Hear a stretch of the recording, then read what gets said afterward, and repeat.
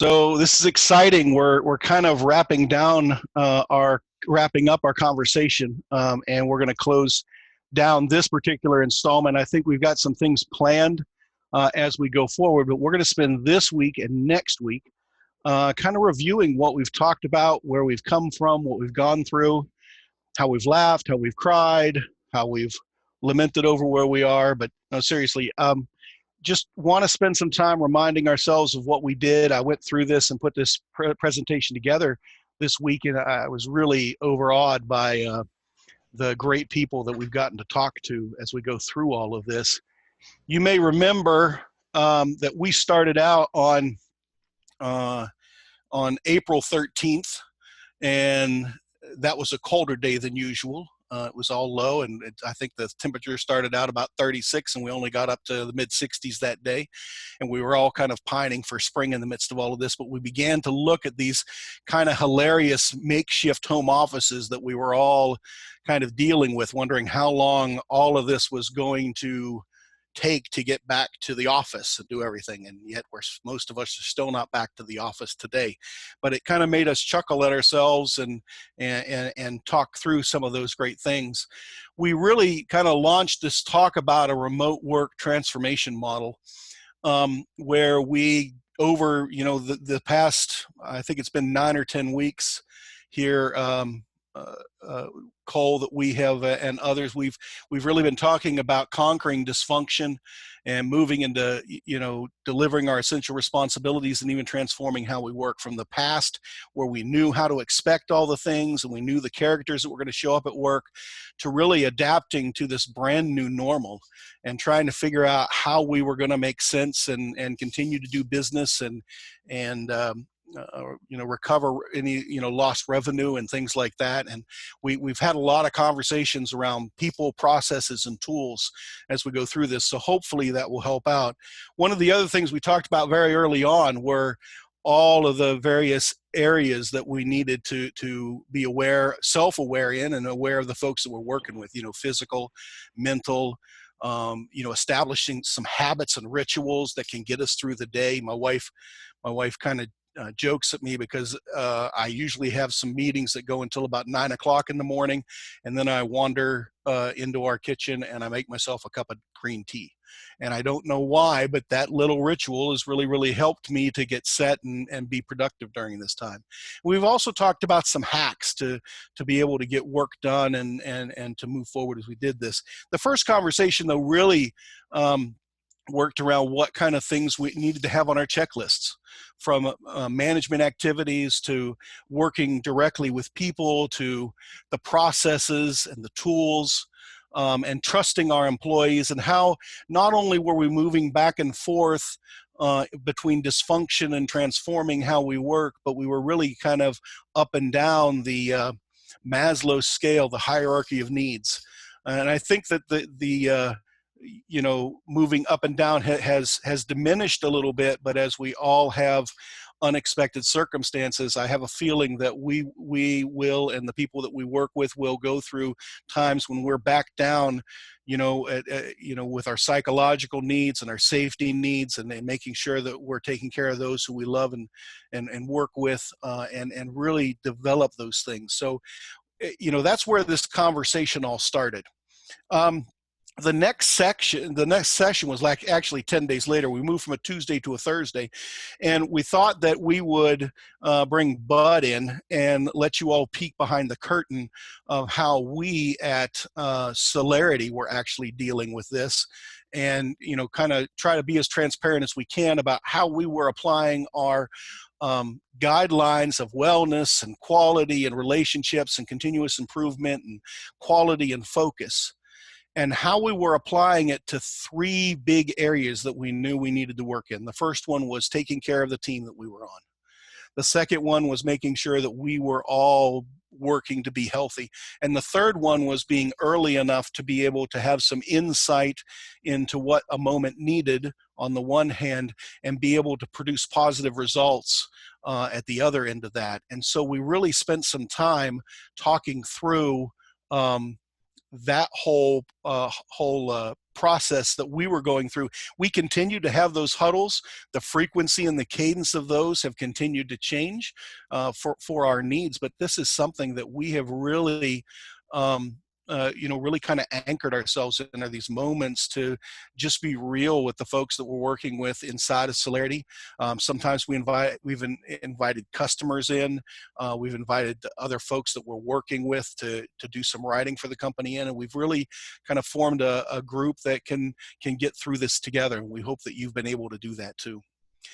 The first session that we talked about with our community discussion of adapting to the new normal was with Rob Turner, and he really kind of gave us other insights into working with companies consulting, and his company really works with helping people work with communication and work with getting sustained communication back and forth there. We talked about a couple of solutions for that. We also talked about what it was like for him to work as the leader in a company as a CIO with Murdy Pharmaceuticals, and some of the things that he was seeing from that angle too, as being a leader in one of the areas. So it was great to kind of sit down and talk with Rob and talk about some of the stresses that were on the physical systems of internet and communication and things like that. The next week we had a chance to sit down, and this is where we kind of got into and we're able to unpack some really good information. And I got a chance to work with Renee Shepherd and to talk with the Graves Shepherd Consulting and talk about the things that we need to do, because we were beginning to turn the corner, right? What would it mean to get back to work the right way? And so we reviewed the Healthy at Work 10 rules for reopening, and we talked about some resources there. We talked about a lot of areas that might not have come up, and some of these may still be areas that we're working with. We were out on site at a distillery yesterday, and it was fascinating to see how they'd implemented where masks were and how we could be in that space and how we could go on tours together. But the signage that was down, so how our break rooms being handled, what's happening with cafeterias and other areas in the organization, how our stairways organized, right?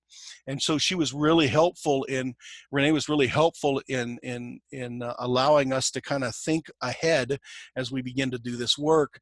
And then we also talked about some other new normal considerations that were really, building on the trust and the connection and the empathy and the flexibility and the proper resources, and talk about how to be flexible and transform and maintain the work that we knew we needed to get done. That offered, I think one of the things that I took away from this presentation was the way we can get feedback from the folks that we're working with. Now here we were talking specifically about employee surveys and feedback, but I've had a chance to use this on several of my projects and to really stop for a minute and say, we're trying to do this, is it working? How, what do you think would be more helpful here? Allowing them to have input and agency into the way work is being transformed, how they're doing with monitoring the things, how they're doing with working well together and being able to be productive during this time. So, working with Renee Shepherd on this was great for this whole time as we talked about it. We then kind of rounded out the first sessions that we were working with, talking with Tim Nittal and Hillary Bauman. Now, Tim came back the second half, and we'll talk about him next week. But he was really talking about what it means for us to do this kind of an event. How can we be professional about it? How can we really up our game and deliver to our customers and allow this to be a mature platform for our business? And I really have a growing respect, and it's just been one of the privileges to work with Tim and Hillary going forward as we've had more of these, and really talking about the now how are your presentations and professional activities online going to happen? And really this whole idea of starting out with a clear goal, maybe not all of the goals, but a clarity of where you want to go. And then building on that with the light that you get with every step that you take. And so we may not have a clear goal for everything, but we have clarity of where we need to go. And I think we're still finding some of these. How does marketing happen? How does content strategy? How do you build on a conversation over time? And we've experienced that with with this presentation here of talking through people, processes, and tools. So what I'd like to do right now, that's kind of an overview. We're going to do this. We've got, 20 or 25 minutes here that would take us to the bottom of the hour, or maybe a little bit beyond that.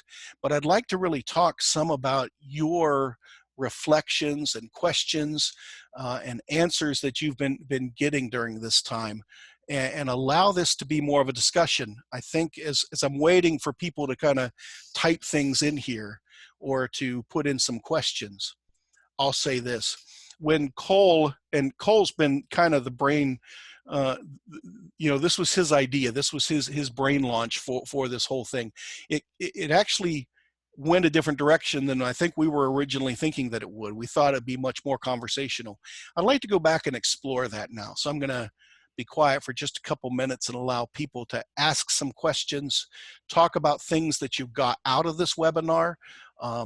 If it was helpful, if you wish we would have covered something, because we've still got some time and we've still got, as it turns out, the internet, and we can get out there and do things. So I'll give you just a couple minutes to put some questions together.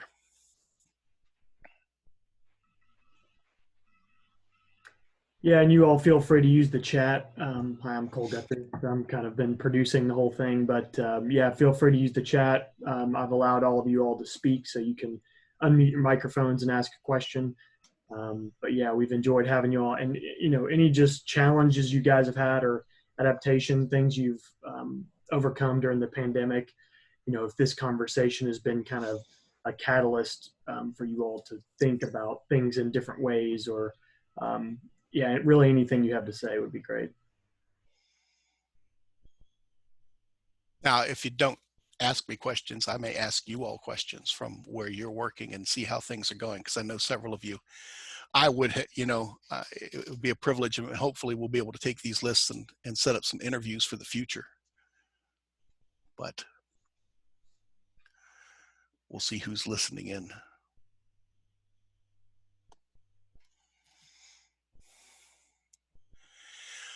How have we changed? The first question that came in was, how have we changed our marketing and business development strategies in the last 3 months?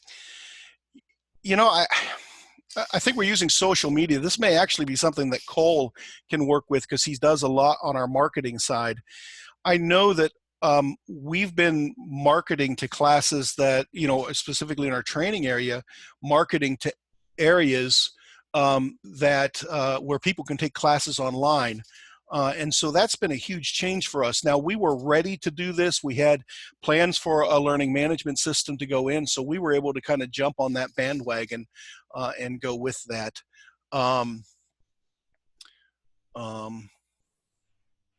Yeah, and Jack, I was going to say, we've really ramped up, social media. We use something called Buffer, which is a platform where you can link your LinkedIn, Twitter, Facebook, and it allows you to post to Buffer, and it'll send out that post to all of your channels there. So rather than having to post something 3 times, so that's been the platform we've utilized. During this, our social media posts have significantly increased, as some of you all have probably seen at some place or another. But there's just so much going on right now in the world, and everybody's kind of cooped up. And I think it's been good in the sense that we've been able to get a lot of information out, but there's just a lot of information being spread in general just across social media channels. So it seems it can be a lot of noise. But yeah, we have certainly upped that number. Mm-hmm. Good. And Yvonne, I think that other folks have audio. I know I have audio, so it may be something with your system. I apologize, you can't hear. This will be recorded, so you can go back and listen to this if you need to. Melissa Bright is asking about how it's affected projects. I've been personally, I've been pushed into some space where I'm doing projects with folks that I have never met face to face. So that's very interesting for me. I am very much kind of a traditional manage by walking around for my projects. So it's pushed me into some areas. Now, we've had some ongoing discussions about the need to change that in Solarity coming up to this. I've been able to work with that. I think we can talk more about this next week, but the way we use Teams to really move a project information management information system into the space so that we can so that we can have everything in kind of the communication hub that we're using. That's certainly not just true of Teams, but you can use those things that way. Couple of others. Brian is asking, how has employee productivity been affected? Here's what I've experienced on that, Brian, and I've heard anecdotal information from other folks, and that is that most people have seen that for the most part, productivity has gone up overall.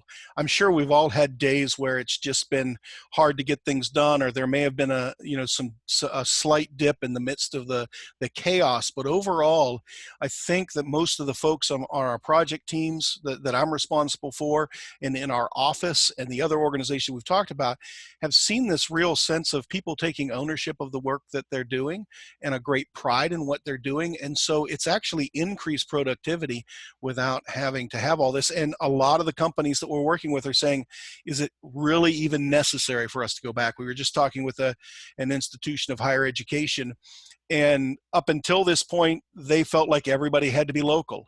And they've got somebody who was needing to move to New York, and now they're entertaining the fact of this person, because he's proven himself and been able to work remotely. Maybe he can work from wherever he is in the country. So I think that these are opening up other opportunities for organizations as we go forward. Let's see, another one here. Worried about keeping up long enough to get back to work to the new normal. Any suggestions? This is Carl. Carl, here's what I found is a lot of vendors are working in areas. So I don't know what your area is, but I found, for instance, VMware launched free 6 months of education and videos and everything else, just to keep people sharp as they had some extra time. A lot of other organizations, I think it was Pluralsight, has had a number of sales that are very aggressively discounted so that people can stay up on what's going on there. You can stay track with that. Personally, I use I live in Jessamine County, but I have a library card at Lexington Public, the Lexington Public Library, and I've been able to use their lynda.com. And so I've been able to stay, kind of in the know of new technologies and everything. But I definitely, as most of you know who've talked to me, will start off a lot of questions or conversations with, what are you reading? How are you getting information? What are you using to grow? What are the things that are helping you be a better professional in this moment? And so I take every opportunity, and I'm jealous for that. So if you've got some things, Carl, that you've been doing, I'd be really fascinated to know about what that is going on here. Yeah, Bert, and I was going to say, we've used Zoom, we've used Teams, and just staying on top of kind of the mediums people are using to have these video conferences. We had a call the other day, Bert, and we used Google Meet, and that was all these platforms. That's the first time I've ever used Google Meet. Yeah. So if you want to stay sharp and you're working with different clients, or, just if you've got some time, maybe download some of these apps that people are using to stay connected today and just play around with those. A lot of them have free or have free trials. Yeah. One of the things that I've kind of benefited from, but it hasn't really, really been about work, is, I've really kind of gotten into the place of being able to play euchre with some friends online and do some gaming online. And that's just kind of sharpened very, very naturally some skills as I work through this too. Let's see, you're going to have to help me out with the questions, because we got a lot of them coming in here. Is there one that jumped out at you, Cole? Let's see. We've got Still interested. Okay, we answered hers. So Byron, I actually took the PMP exam at home. You said, have you heard of folks taking the PMP exam at home due to the pandemic? What feedback have you heard about the experience about taking the exam at home? I'd be more than happy to talk to anybody about this as well. So I took the exam at home. Let's see, gosh, when was it? End of last month, and I did not pass. I was barely, the mark was, right here was passing, and I was like just one or two notches below. So I've got it rescheduled for the end of this month. So it was interesting. I mean, they went from, originally having it out in July was the first test, just because no one knew what was going to be happening. So it went from no availability to everybody got the email that they can schedule the test to be taken at home. And you could take it any increment basically every half hour. I mean, just, I would imagine they have, maybe a bunch of screens they're looking at or a bunch of little windows of people testing that they're kind of monitoring. But it was a really interesting experience. I had my roommate that I'm living with was in there making breakfast, and it was kind of distracting. And I think I was covering my mouth at some point, and the chat popped up and said, "Don't cover your mouth." So it's a little bit, nerve wracking of an experience, despite being kind of in the comfort of your own home. Whether you think that's better than going into the Pearson VUE test centers, um, that's debatable. So it's definitely something that you have to prepare the setting, make sure you're not having any deliveries or distractions or that kind of thing. But yeah, I mean, it was, there was a 10-minute break worked in, and I wasn't sure if I was able to get up. And so I had to, you chat your proctor, but there's a proctor watching you the entire time. You have a little, your screen kind of up at the corner so you can see yourself, and it's got the red light. So I'd be more than happy to answer any of those other questions, Good. kind of more about my experience offline if you all want to get a hold of me. So. Cole, and Tommy asked a question about how you manage so many different communications channels, and everything like that. The answer is quickly, my mileage varies depending on everything. I try hard, but things get past me, and we're going to be just completely transparent here. Cole, could you actually text or chat back to Yvonne? We marked her question as answered, but we were answering it by talking, and she doesn't have any audio. So there is a perfect example of how you fail at so many different kinds of communication channels at times. But overall, it's just the discipline. What I've found with various communication channels is, if I do get up to go make myself a cup of tea and I come back, or whatever I'm doing, I have a little ritual that I go through so that I try to check all my main channels with the various organizations that I'm working with, both internally and externally. And on the other hand, I have given myself the grace not to respond right away. There may be questions that are just interrupting a deep work for a client on a project, and so I give the client that is my undistracted time as much as possible if it's an internal conversation, and ask people to understand. We also have learned to reply with emojis, or with your thumbs up, or hearting something, right? It doesn't always take a type. Sometimes it just takes a click to have that back. And so you're kind of working at whatever level you think is appropriate here. But yes, yet another system to monitor. I am starting up a project with another client, and they were asking me to put in yet another system for the project to follow the project schedule. And I just said, that's not going to work. That's not going to work for the customer that I'm representing, and it's not going to really work for me. We're going to have to ask you to, cover that in meetings and make that available in another way, because yet another system is not the answer here. And sometimes you just have to say, more is not necessarily better. I think I've had a couple of questions come in internally on Teams, Cole, that I've seen pop up. Could you check? I think Nancy may have asked a question, but I didn't get that when it was coming through.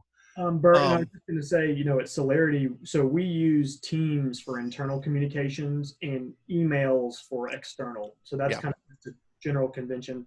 Gets a little bit more difficult when you're managing clients externally, and they might use WebEx or yeah, different form for communication. But yeah, just trying to standardize it as much as you can. So especially helps for recall of documents, or where was this sent, was it, and then you got to look through your email, and then you look through your Teams chat. So if you can develop some kind of convention that, okay, in this organization we're going to use just Teams to communicate internally, and then externally through email, that can be very helpful to help keep things yeah. clear. David's asking a question, put a question out about staff reductions seem to have occurred in addition to furloughs. How will PMs be able to impact orgs while the recovery occurs, while companies are managing the costs? That's a great question. I have worked with a couple folks that are going through some downsizing, or at least they're not hiring back, and so there's been some disruption there. Um, Sometimes they look to us because there was downsizing and they didn't have a lot of programs going on, and so we ended up coming in and doing the project management for them. And I think the plan is to come back to work, or to work with those organizations. But managing restraints and kind of brokering everybody's capacity to do work and to work with resources and resourcing the project work that needs to be done. Sometimes you have to adjust, make major adjustments. And I've got one project where we've just agreed that the schedule will not be a baseline. Our scope, and controlling the cost and the quality of the work is more important than schedule. And so instead of spending time every couple of weeks trying to re-baseline and get everything back out there, we just put that kind of on hold, and we're working with it differently. But it gets to be, you have I'm finding I have to be very clever about this, and I have to bounce this off of an externalized situation so that I can get my mind around how best to react to all of this. Good. Trying to think here. What else do we have out here? What have I missed?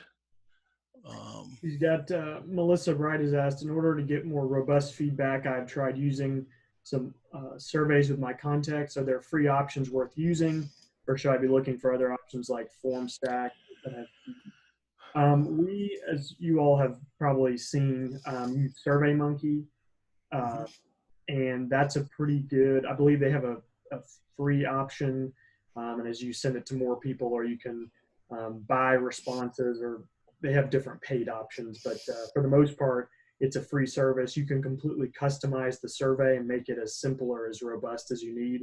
You can upload attachments, so files are immediately available for download from the survey itself. And I highly recommend that service. That's about the only one I've used to my knowledge. So. We use PolEV internally too with Teams, so you can drop a poll in Teams when you're working with folks. I've gone back to just using email sometimes. Maybe the simplest one is what needs to get out there, and kind of getting it. I've also I work with several nonprofit organizations where I serve on boards or in leadership, and we of course have migrated towards the Google Forms, and been able to do that. So if you're looking for a cost-effective way to work on polling, but there are a lot of different polling pieces out there, almost too many for us to actually name here. But those are just a few about what we've worked with. I hope that's helpful. And even Zoom, we have a Yeah, poll feature on here. So I mean, it's again, yeah. in the different channels of communication, there's many different tools. But And we've used PolEV, you may remember, that will work in PowerPoint as well. So you can poll the audience as you're going through and get live results if you're trying to do a presentation with a group of people that you can't see. That's been one of my major things. I love to look in people's eyes and to catch that moment where they get it, or where they're just kind of saying, I don't get it yet. Their body language and everything else, I really miss that. And I thrive on that. So this has been kind of hard here. Jack also talked about Google Forms as well. He was, jumped on that bandwagon, as we talked about. I'm kind of following up on George. George's question or a comment here, he's going back to the productivity conversation. I apologize, I didn't see this earlier if he posted it, but there is a concern that, as we get comfortable, that productivity may go down. And so I think that's where managers and folks that are leading teams really need to have the rituals to say, how are you doing? How are you getting things done? And then one of the things we talked about in the project management presentation that I did was we were actually using part of Teams as a Kanban board so we can see what work needs to be done, what work's in progress, and what's work has been accomplished by who. And I think that just allowing some things to say, I haven't seen Jenny, post anything in the past 2 or 3 days. I think I'm going to check in and make sure that she's all right. And I think that thinking the best, I think, is key to this, and then asking if they've run into some obstacles or everything else. But then, being able to hold them accountable, just because, we're all professionals and we all need everybody on the team to be productive. We can certainly take up slack if that needs to happen, but assuring that the level of productivity that needs to be there is absolutely essential. That can be done by team leads. It can also be done just by peer pressure and some publishing of data. I hope that's helpful. That would help the visibility. I know one organization that I'm working with too actually is using their ticketing system to make sure, and they're running daily reports, and they have a leaderboard just to show people that everybody's working, so that there doesn't, don't kind of get into that mental spin of I'm the only one working here and maybe I need to not do so much. So are there other questions that have come in? This has been a great conversation. At least I get to talk, but you all get the great questions that have come in here. Anything that we've missed here, Cole, as we go back through it? Tony asked, do you recommend the PMP certification? Yes. Now, I think that getting the PMP certification got me from being a decent project manager to being a solid project manager and being able to excel at it. It allows me to, formalize all the information and get it there. Now, they continue to change the test. I'm going to let Cole talk about what it means to get it now, because he's learning about it, but you tend to eat, sleep, and drink it and think in these terms. And I actually, to be honest, just because I got my PMP doesn't mean that I don't go back and look at that material because I know I'm getting slack in something. And probably, going back to the project management piece that we did, I went back and reviewed what project communication looked like, because I wanted to make sure I was dotting all my I's and crossing all my T's and getting all the check boxes for project communication, as the normal way of doing project communication absolutely got interrupted. I probably will spend some time this summer, just because I think that there's some things changing with procurement. I'll spend some time going back through the procurement section. So just because you get your PMP doesn't mean you don't stop doing your professional development to stay with it. So, right. Cole, you want to talk about it? Tony, they have there's going to be a new format. I think they're switching from Pearson January 1st. It was going to be July 1st, but because of all what's been going on, they pushed it back.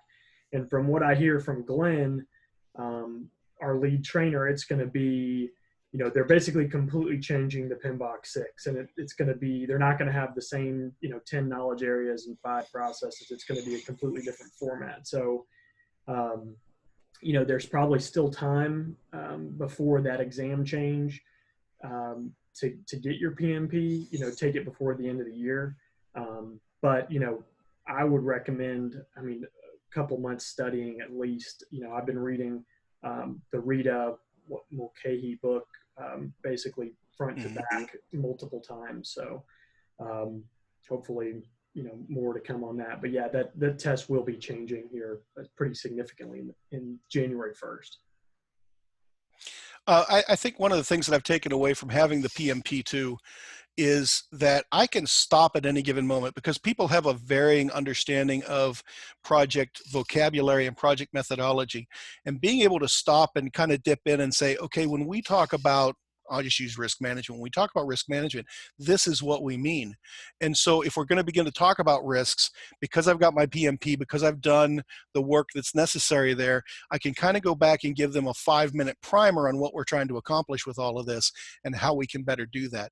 And that's part of the role, I think, of a good project manager, is being able to not necessarily just guide projects through and deliver on time within budget and everything else, but to appropriately bring everybody on your project team along with all of that and increase the maturity of your overall project effort in your organization. And the PMP is a great way to do that. I think we got a new message here too. There was a thank you for a couple of things right there. Any other questions then as we kind of wrap up today? Was there a question in Teams or not? I did not see one. Okay. The question, for these sessions we've attended, can PDUs be claimed, and what's the category? For the project management one, I believe there was the planning on an hour PDU for that one. I would say that if I were using them, I think there's been some good content here. Depending on what you needed, you could probably get a half an hour out of, especially in the leadership area.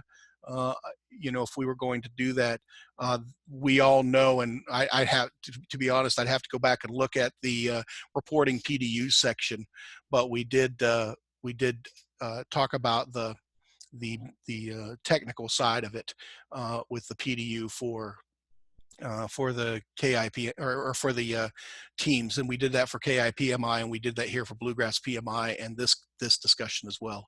So you could go back and listen to that. If you have missed that PDU and you need one, you can go back and listen to that one and get your PDU that way too.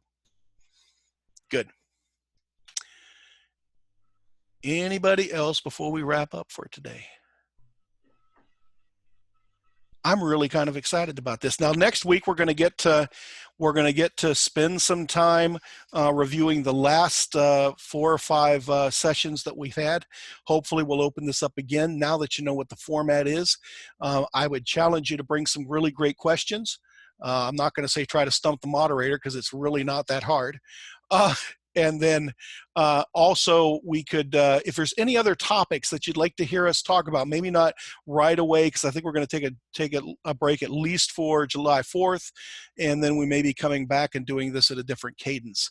But as we go forward, next week we're really going to talk through what it means to turn the corner. Sorry, I went past that one thing. Turn the corner, and the Healthy at Work roadmap. And that's really, where we began to change here with the tourism one, where Tim and left off. We can go forward, and you'll see some things. And we ended up with risk last week, so we'll have a lot to talk about with all of that. And so I want to say thank you to all of the guests that have been willing to really work with us during this time, to Bud, Rob, Renee, Tim, and Hillary. It's been a great conversation. I'm probably the main benefactor from this, because I've gotten to know all of you, and it's just been a pure joy. So thank you for being willing to be leaders in our community during this time. It's really meant a lot. And you can always go to the Solarity.com website to Back to Work and see some of the resources that are out there. If there's something you're looking for and you can't find, please reach out to us at info@solarity.com, and we'll try to get you the particular information that you were looking at. Cole, anything else before we close out today? No, I think that's about it. I think you covered it. But thank you all so much for taking the time to join us each week. And yeah, it's been a pleasure producing this for you, Bert. All right. Well, we'll see you all back hopefully next Thursday on the 25th to wrap up this conversation, and hopefully be able to know that we've gotten to a new normal. So thanks a lot. Be well. Take care. Bye-bye.